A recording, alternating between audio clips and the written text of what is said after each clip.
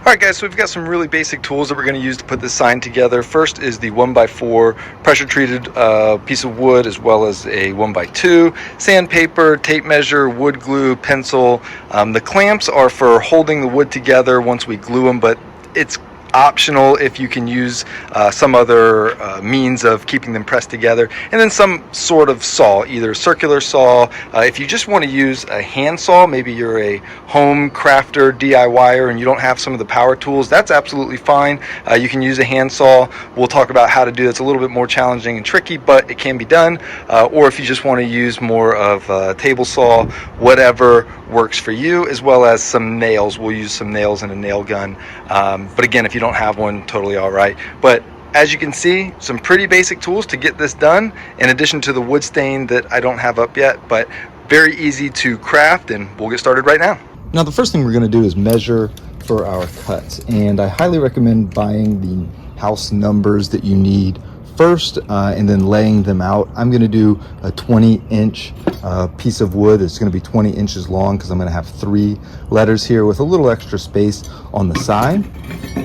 But if you've got 4 numbers or maybe 2 or even 1, you can adjust this accordingly. So we're going to make our mark, first mark at 20.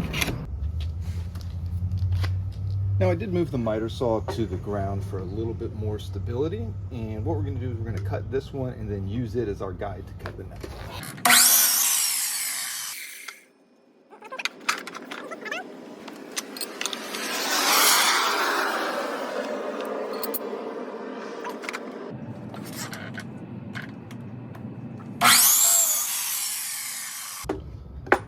So now what we're going to do is we'll measure and cut the edge pieces as well. Now if we're cutting 45 degrees for it to be a border for something, then what we need to happen is we need the inside edges of the border to be the length of whatever it is that we are creating here. So if it is, so we're going 20 inches, so we need to go 20 inches.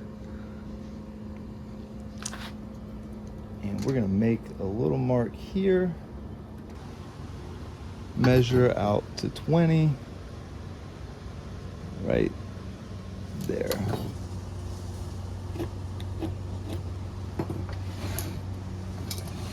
All right, so if you can see it, you've got 20 inches from here to here. And we're going to need to make that 45-degree cut going in this direction, and then again in this direction. And there's a little, if you use a piece of block that is the same width, then you can place it up against the block here, make a little mark, and know that that's going to be where you have to make that 45-degree cut. So first thing we need to do is set our miter saw to 45 degrees.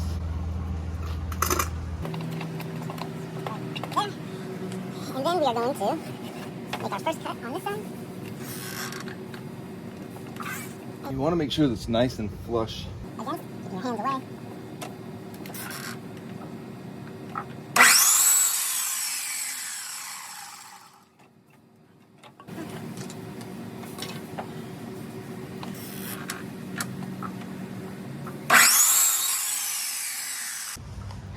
And we'll use this form to measure and create the second form.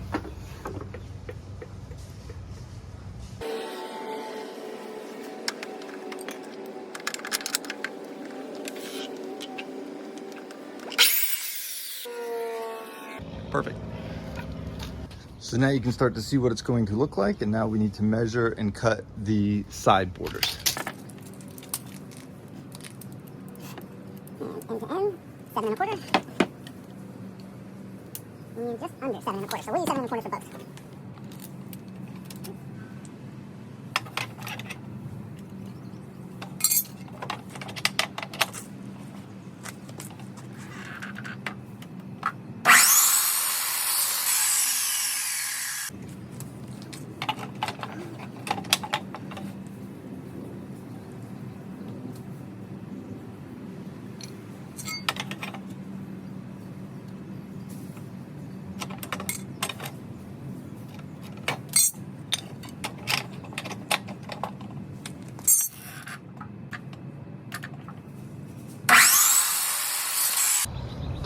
All right, so we raised this up a little bit so that we could see our pieces right here. You see we've got them on the ends. Now look, folks, if you have to go back and trim some here or there, no problem at all. If it's not 100% perfect, it's not a big deal. All right. So we will glue that together as such, and let's go ahead and sand each of these pieces first. I'm using a medium grit sander, but just go ahead and make the edges nice and smooth, and this will help it stain a lot better. Plus it's just rough on the outside, as you can see.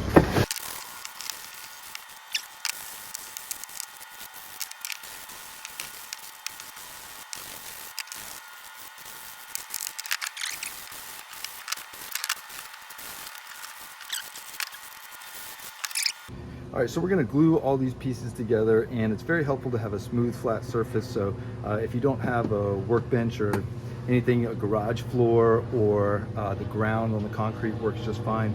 Get a little bit of Gorilla Glue, and we're just gonna put it in the middle. You don't need a ton, but before we nail it, we're just gonna glue it together. And if this runs over, let's clear the... If any of this runs over, you can just sand it right on off. While we let that set, we're going to put our other pieces on as well.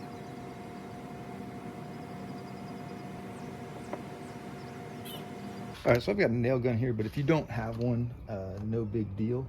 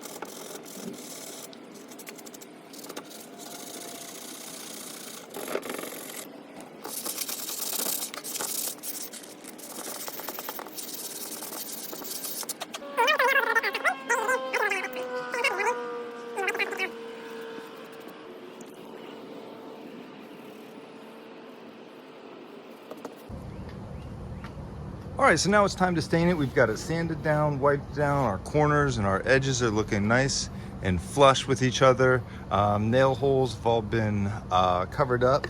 Time to stain it. One thing that you definitely want to do, test your stains prior to staining it. I can't tell you how many times it has come out differently on me. And since I have some other stained wood around the house, we need to make sure that it's going to be matching. So this is the one that we're going with. It is English Chestnut, and let's apply it right now. You can do it with a little applicator pad. If you don't have one, no worries. Paper towel will do just fine by kind of balling it up and dipping it in and spreading it on. Now this is a house sign going outside my house, so I'm not too concerned with stain or anything of that sort. We're just going to make it nice and pretty here.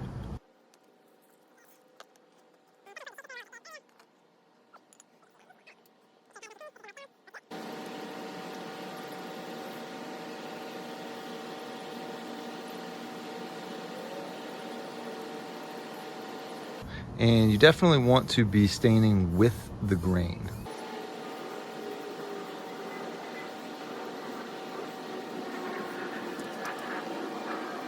You can also use a paintbrush. It's very thin. This is stain is much thinner than paint, so you don't need nearly as much as you do for paint. And I'm hoping this dries a little bit darker or lighter, because this is the color I want, but this is coming on dark.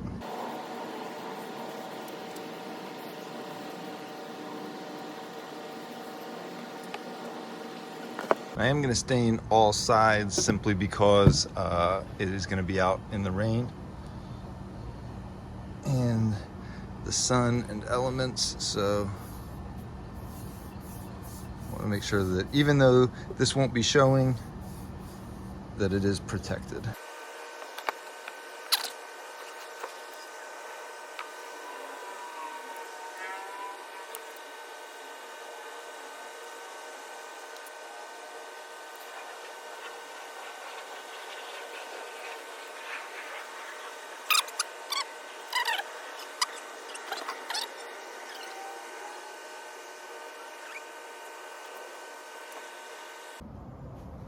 All right, so we let this dry, and I did just give it a second light coat, so it's a little bit damp, but now we're gonna put our numbers on, and comes with, at least these do, come with some little screws that will sit in the back. We will drill some holes and then set that in. Now, somehow or another, I lost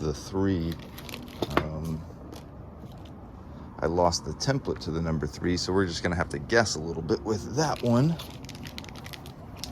I'll also do it a little bit differently than what the instructions say. If I use the spacers, and the numbers are gonna raise up a little bit above this border, and I want them to actually be completely and perfectly flush with them. So let's get these lined up how I'd like them.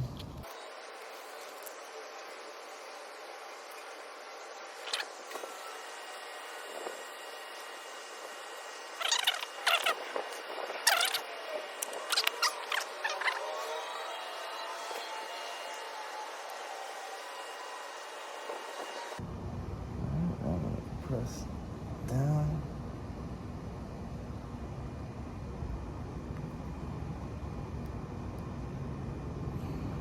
Indentations.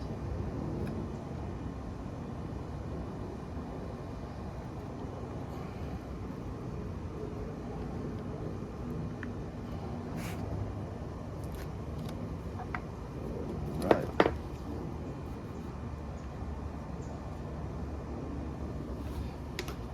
Now we're going to take our drill. The important thing about this part is you have to drill straight down. If you drill slightly at an angle, then these aren't going to go in very smoothly. So we want to go straight down.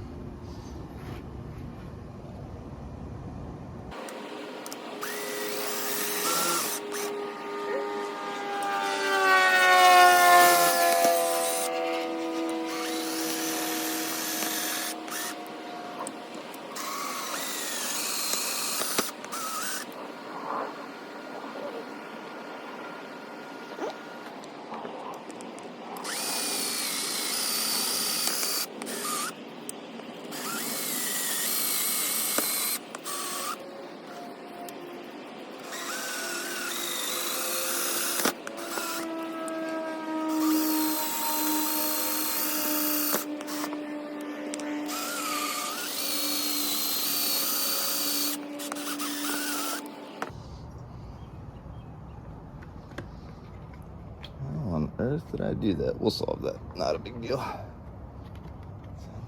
3, 7. Haha. Looking lined up. Now we're going to take a rubber mallet. Now, since I want these to sit flush, they're going to poke out the back. The screws are going to poke out of the back a little bit, but we'll take care of that. So we're just going to gently.